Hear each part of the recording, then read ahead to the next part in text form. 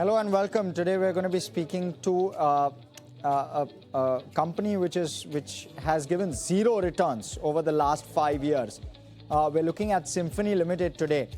Asset light, much better return on capital kind of ratios. And when you're looking at the stock chart, that's the 1 month stock chart in front of you, negative 3%.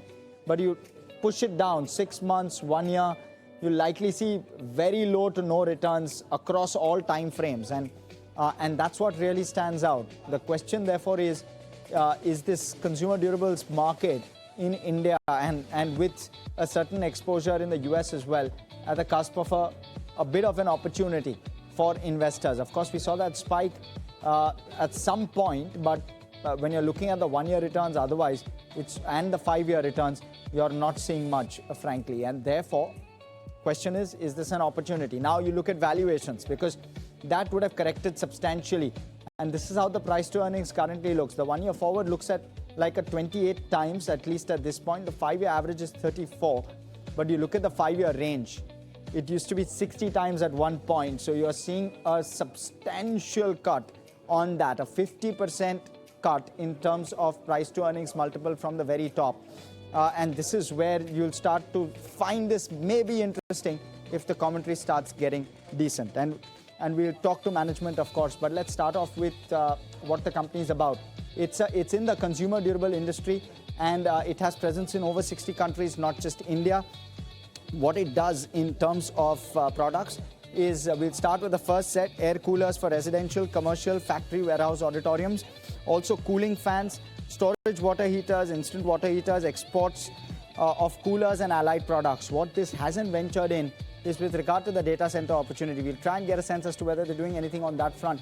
But for the moment, these are all of the products that they currently do. In terms of geography, 68% is tilted towards domestic, where even within that, 1/4 of the revenue comes from all your products and 3/4 comes from seasonal cooling products. And that's where the risk really lies. You're seeing that all your products within that two-thirds kind of top line, 3/4 of that 68% comes largely from just seasonal products. And whenever the season doesn't favor you or the year doesn't favor you in terms of seasonality, you will take a knock, and that's exactly what's happened in FY26 as well. Now, when you're looking at the export, though, it's at 32%. Well, the larger goal is to increase the export pie as well, because that opportunity is large.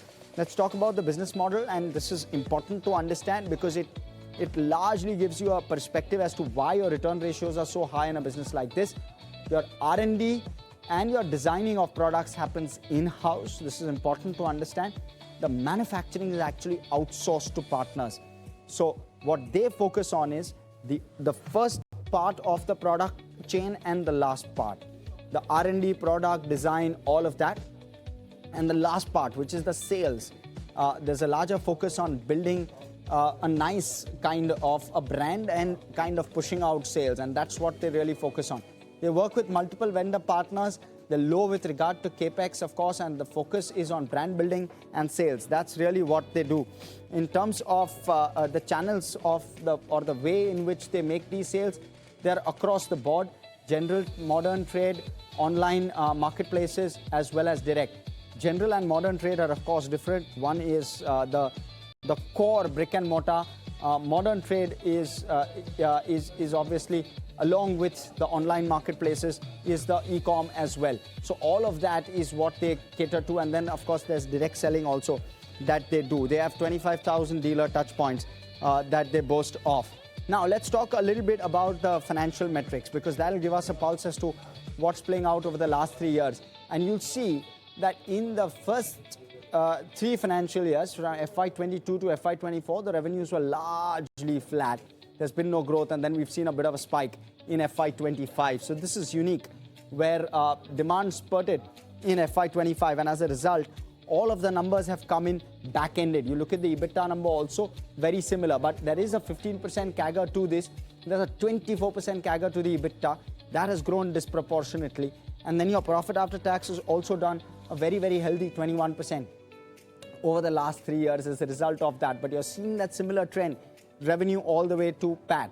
Of course, PAT, you've seen a bit of a spike in FY24 as well. So just want to kind of highlight that. What's not worked is the 9-month numbers, and those are the 9-month numbers on the current console numbers for Symphony based on financials, and you're seeing the kind of shrink versus the higher base. That's one. But also, when you're comparing it to FY24, these numbers look weak, especially on the margin front as well. So across the board, those numbers are slightly lower. And that's something that we will quiz management on, whether we're seeing that turnaround come in, maybe Q4, because that's the quarter in which you'll start to see an uptick with the kind of products that they do.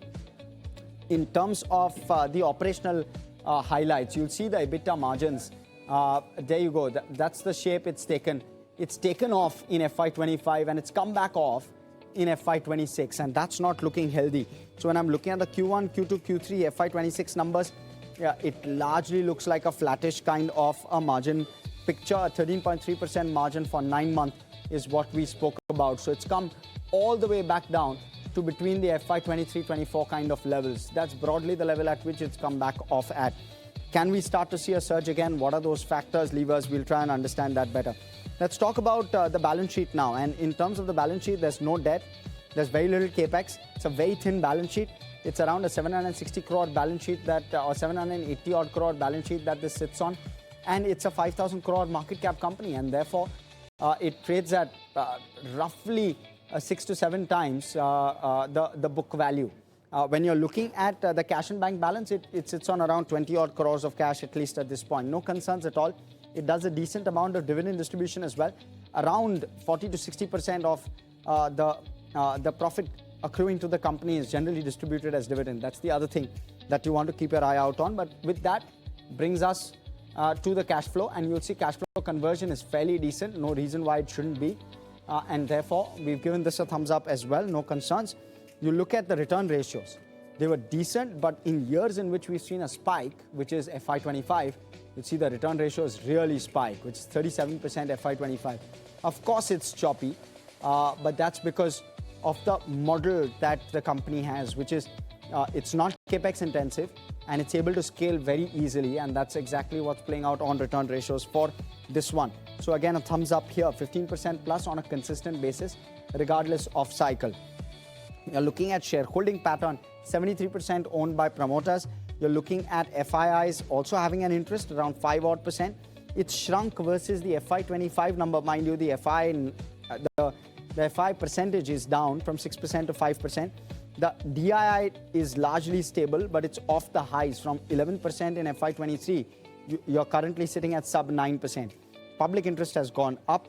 The number of shareholders are also at a slightly elevated base versus what we're used to seeing in FY23 and FY24. So that's something, again, to keep in mind. We spoke about valuations, but I'll quickly cover that as part of the metrics as well. That's how the valuation setup looks. The 5-year range is 26 to 60 times. Why am I cautious? Because what you want to see is whether we're seeing a bit of a turnaround here. And if we could see a turnaround, that 1 year forward PE could well sustain, and it could actually fall as well. And in that case, it starts becoming very, very attractive very, very quickly. But that is if the turnaround is at play. If not, it looks tough then, because your trailing 12-month will then start to look slightly elevated in terms of price to earnings. When you're looking at analyst recommendations, 6 buy calls, 2 hold calls. There are not too many marquee analysts tracking this one, mind you. So that's a note of caution. Now, 6 buy calls, 2 hold calls. You might have an HDFC Securities, a couple of ones with those buy calls, but a 39% return potential.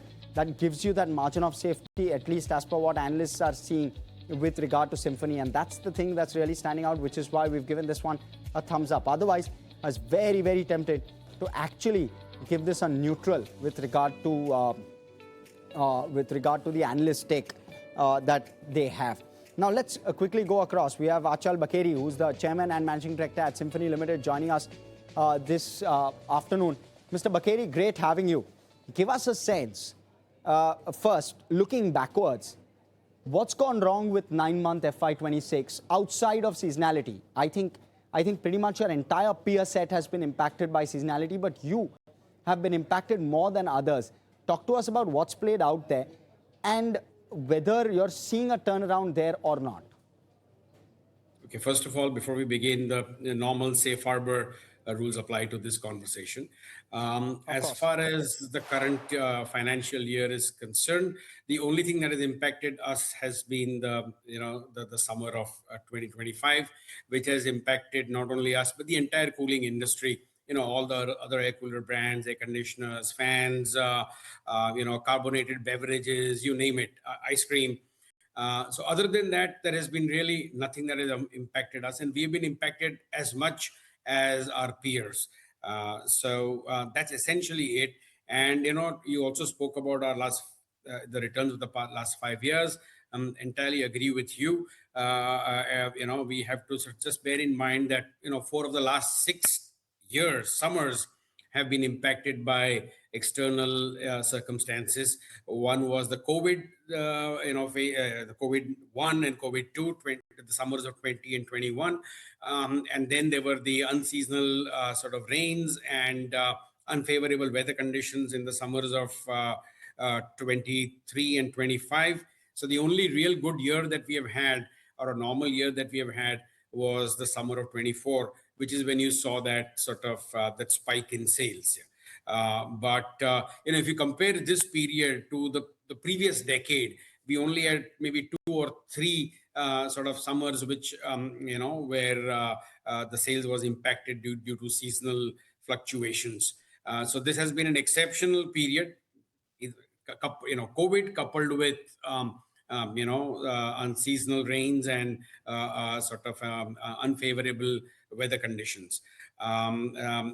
Secondly, we have also to sort of mitigate this or even out the seasonality. We have also ventured into various other products, and as you rightly also said in your introduction, we have industrial coolers, or what we call large space venti cooling. We have exports out of India. We have tower fans and kitchen cooling fans, and we also have water heaters, which were introduced about a year ago. So these combined gave us about 25% of our standalone revenue. So that this revenue is going to only grow. This was much lower a year ago, and almost non-existent maybe 3 years ago. As this revenue grows, this will offer us more stability in terms of revenue, regardless of what happens in the summer. As far as the summer of 26 is concerned, things are looking pretty good. Temperatures at the moment are sort of higher than they usually are at this time of the year. We are in February, and temperatures are in the sort of the mid 30s range. Right. So we are fairly hopeful that that this summer will be great, and our marketing plans are all sort of in place. We've introduced a whole range, multiple new models, 7 new models this year, 19 models last year. So we've Right. we have sort of going great guns as far as sales is concerned. What remains to be seen is what happens in the next 4 months, March, April, May, June. But Right. statistically, it can't go too wrong. Okay, so statistically it can't go too wrong because the base is low, Mr. Bakeri. That's the way I guess or that's what you're really alluding to. Now talk to us about this 25% component. So on a standalone basis, 65% roughly of your FY25 revenues came from domestic, which is roughly 1,000 crore. Out of that, you're saying 250 crore came from these newer initiatives or newer products, the heaters and the like, which are not subject to seasonality. How quickly can it grow, sir? Because revenue. That's correct. Okay, so okay, on the current year's revenue, if I were to take the current year's revenue as well, it'll be roughly 200 odd crore, 150 to 200 crore, 9-month period. How does it stack up in terms of growth going forward? What's the kind of growth clip you'd aspire to grow that at? Because there's a little more visibility there versus some of the other seasonal related products. Sure. So, all these verticals, whether industrial coolers or large space venti cooling, as we call it, tower fans, water heaters,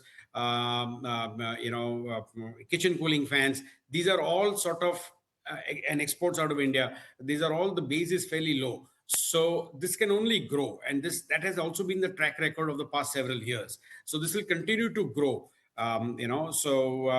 So and then this will provide, like I said before, this will provide that sort of continuity and visibility of growth. Whereas coolers, again, remember that the potential for coolers, the market for coolers is still huge. The penetration in the country is still very low. It's still sort of like in the, maybe less than 20%. And of that too, just the organized sector just caters to about 35%. So the opportunity for growth there is enormous.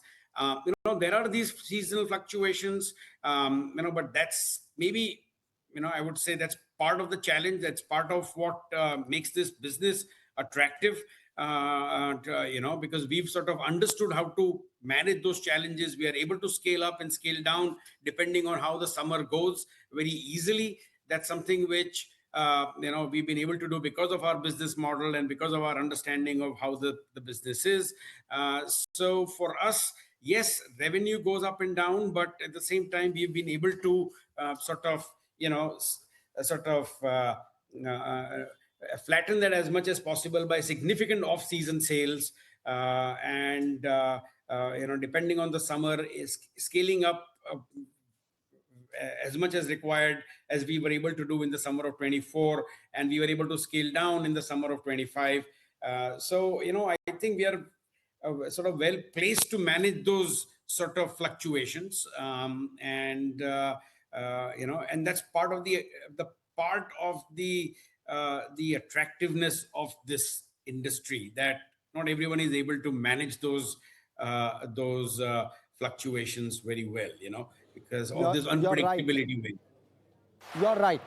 Q1 being impacted, sir, is fully understandable. I absorb that. Q2, Q3 also, would that typically happen? Is that how you see the cycle play out? That if Q1 is weak, it spills over to Q2 and Q3 as well? Yes, because remember that this product at the retail level only sells in the summer. So that's Q1, essentially Q1 and the tail end of Q4, right?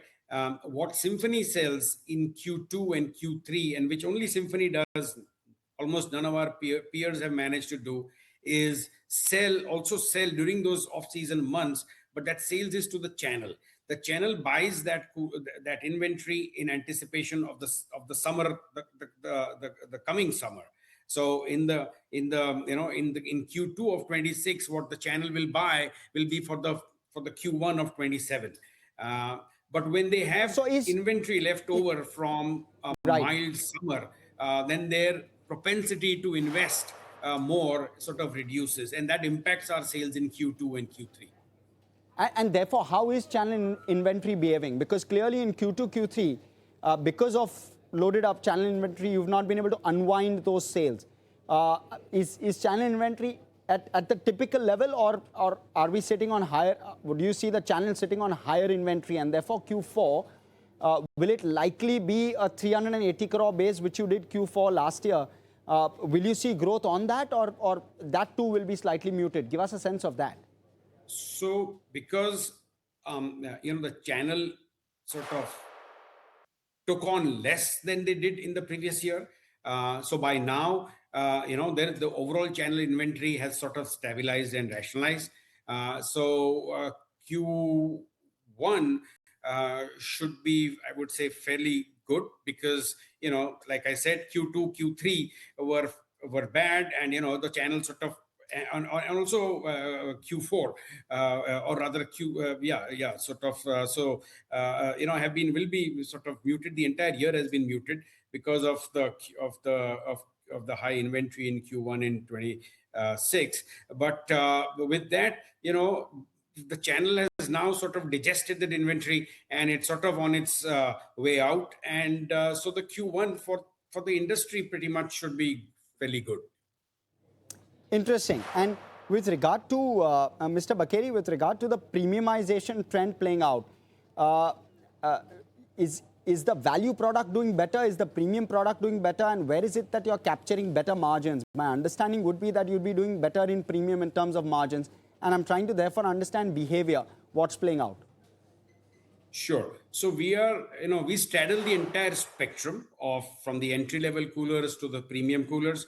As far as premium coolers are concerned, Symphony is the only company which has products in that category, because Symphony has its own sort of development and design and development and R&D, and so Symphony introduces products which are cutting edge. For example, we introduced a product called Silenzo last year, which is the most silent cooler available in the industry today. And then also a range of at the bottom end, we sort of introduced a range of coolers called the Air Force range. So we straddle both ends of the spectrum, and actually both are growing. Both are growing. Of course, the bottom of the pyramid would tend to grow faster because that's a bigger base. But and going forward, we will be sort of aggressive at again the two ends. The premium products, as well as the sort of the entry level products. So you can sort of the good parallel for understanding would be let's say the cell phone industry. The big guns in the cell phone industry, cell phone market, like Samsung, for example, has the folds and the flips and those the notes at the high end, and then they also have a wide range of products at the low end. Despite intense competition from other players, it still is able to maintain its leadership. So by sort of managing both ends of the spectrum. Does FY27 be that breakout year for you? If I were to just remove seasonality as well, will FY27 likely be at least better than FY24? Is that something that you're penciling in? Also, given the fact that you've diversified, right? Now you have exports, you have the products which are not dependent on seasonality. Is the aspiration to go above 1,300 crore in terms of top line FY27 at the very least? And do margins recover? Because margins have fallen sharply, sir. So those are the two concerns that the street is really looking at. The margins have fallen essentially because the top line the revenue has shrunk, once the revenue sort of bounces back, and again, statistically, what I meant was in terms of probability, it's improbable that the summer of 26 will not be a good summer, after a terrible summer of 25. When I said terrible, I meant in terms of sales. It's very improbable that the summer of 26 would be muted. So that would mean that the FY27 should be a fairly good year for us. Moreover, as far as our consolidated numbers are also concerned, our subsidiary in Australia has sort of bottomed out. It will only sort of look better from here on. And our subsidiaries in Mexico and China are already doing well. In the US, we've had a very good sort of response for products this year, and with all going well, this should scale up significantly in the summer of 27. So FY27, touch wood, knock on wood, should be a great year. Okay, Mr. Bakeri, this has been a fantastic conversation. Thank you so much for coming in and speaking with us. You've been very, very candid, I must say that. So plenty of levers, viewers. One is you've got Australia, Mexico, US, which will likely be better from a profitability standpoint. You'll also have a better top-line growth coming through, is what Mr. Bakeri has said, versus FY26 in FY27. So that's the outlook. Q4, he was non-committal. So we'll have to wait and watch as to whether the 380 crore base in Q4 FY25 that they did can actually see any growth at all in Q4 FY26. That looks improbable. Really, the question is, this is a Q1 FY27 story, very, very likely. That's the sense we're getting. But with that, completely out of time on this edition of AAYC. Stay with us, more action to follow.